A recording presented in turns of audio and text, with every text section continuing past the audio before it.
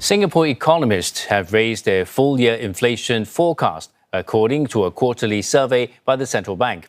GDP growth for 2026 has also been downgraded slightly, with lower private consumption expected. Nasyrah Rohim reports.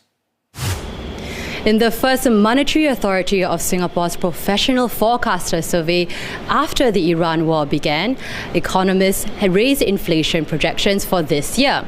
It now hovers at the upper end of the authority's 1.5 to 2.5% expected range for both headline and core inflation. Even though the survey was done before the United States and Iran agreed to strike a deal to end the conflict, economists say geopolitical concerns are still their top risk.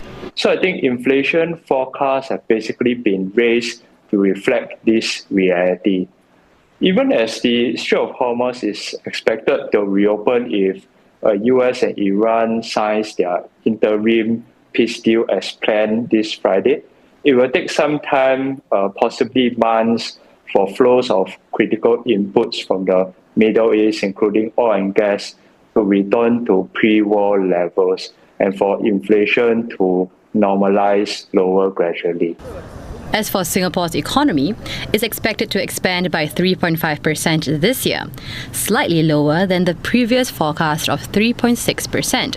The strong tech cycle so far, supported by growing investments in AI, could support electronics demand. But analysts warn that if investments exceed profitability of companies, a bubble may form and eventually burst.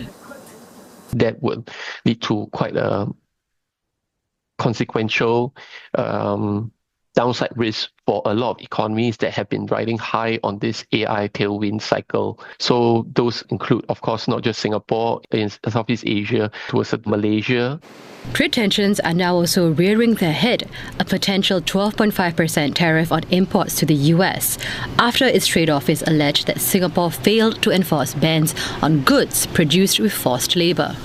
There's still other investigations going on, and that might see Singapore being possibly imposed by other tariffs when these investigations are completed.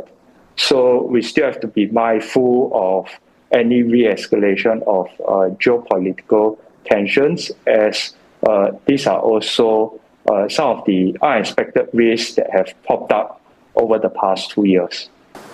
Given these potential headwinds, analysts say the central bank is likely to maintain its policy of allowing the Singapore dollar to continue appreciating gradually for the rest of the year.